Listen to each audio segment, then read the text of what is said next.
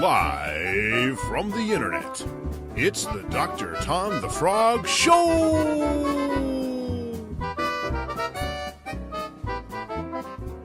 Hi-ho, this is Dr. Tom the Frog, and you're watching the Dr. Tom the Frog Show, where we talk about RPGs! Now, I'm super excited to bring on a guy. He's designed a game about elements. His name is Max Hervieux. How are you doing, Max? I'm doing pretty good. Thanks, Tom. Great, Thanks for having me on the show.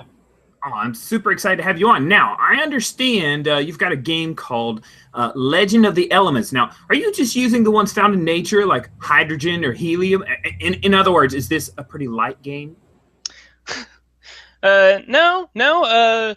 Instead of focusing on like the scientific elements, I'm looking at like the classical, like the magic elements, the ones that you see in fantasy, like fire, water, air, and earth.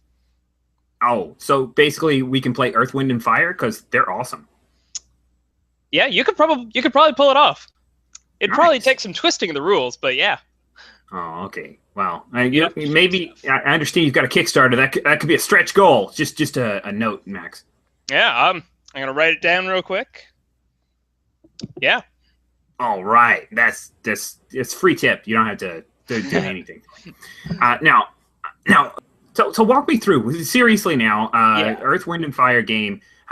Tell me about Legend of the Elements. What is this game about, really? Legend of the Elements is an RPG. It uses the popular Powered by the Apocalypse framework, made famous by Vincent Baker's Apocalypse World. Although you don't need to have any experience with that game in order to actually play this one. You don't need that book or anything. But it's meant to evoke the genre of wuxia action. So type of supernatural, like elemental magic and kung fu martial arts going all the time. It's heavily inspired by the Nickelodeon cartoon Avatar the Last Airbender. Oh, how much inspiration did you take from the movie? None. What movie? Good answer. All right. So how do you do that? How do you make the crazy wuxia flying stuff with Powered by the Apocalypse? Because that's mostly just shooting people, right? Yeah, it kind of is. And it's based around this game idea called moves. Moves are a mechanic that it has a fictional trigger. So like whenever your character does something in the fiction, so most of the time the game is just like the players and the master ceremonies, which is a game master type role. It's just a conversation with the player saying what they do and the MC responding. However, sometimes what the players say will line up with one of these triggers for these moves, and then you switch over and you do the rules on the move. You roll the dice a bit, and it gives you results that will feed back into the fiction. The way the actual selection of moves helps to define the genre. For example, in this game, in Legend of the Elements, there's a move for like speaking honorably, and a move for like jumping around. It's called Move with Intention, that lets you like position around fictionally and do all that stancing and stance forming and the posing stuff that's really iconic to martial arts stuff. Okay, that sounds cool. Now, are you saying there are lots of stances, like different types of martial arts emulated here?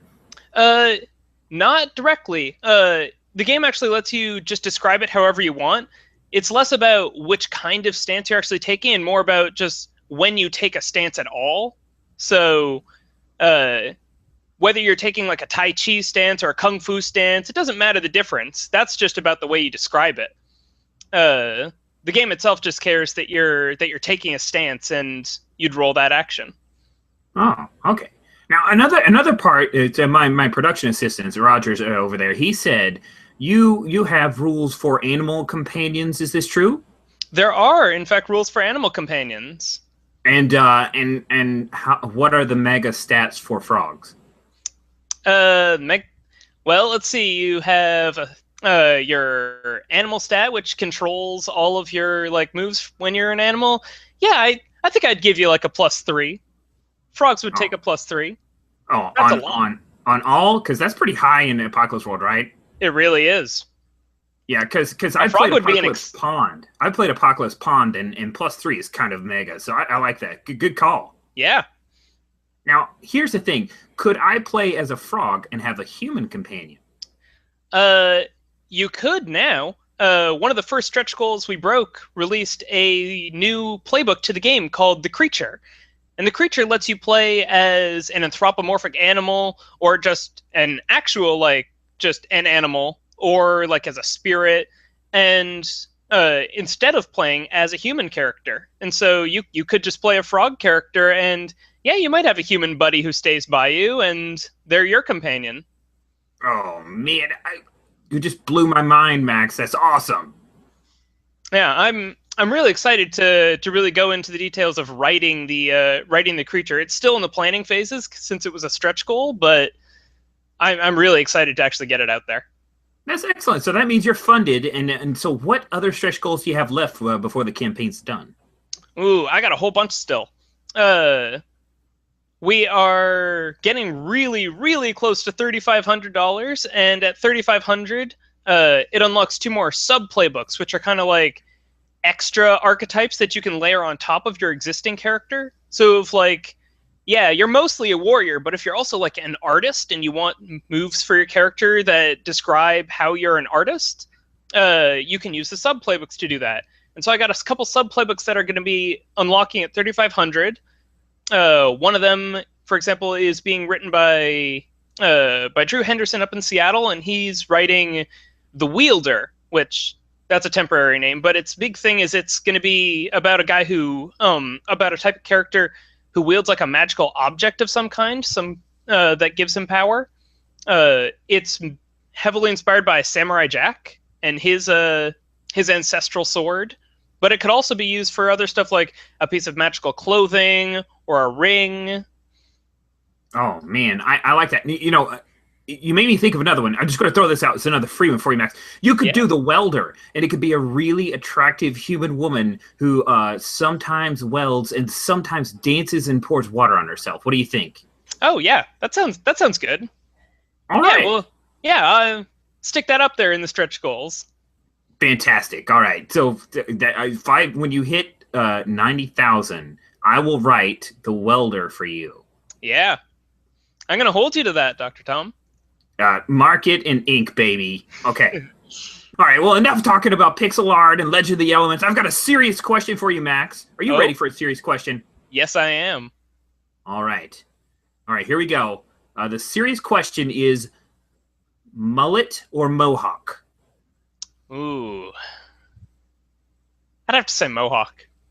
All right. Now discuss why mohawk over mullet.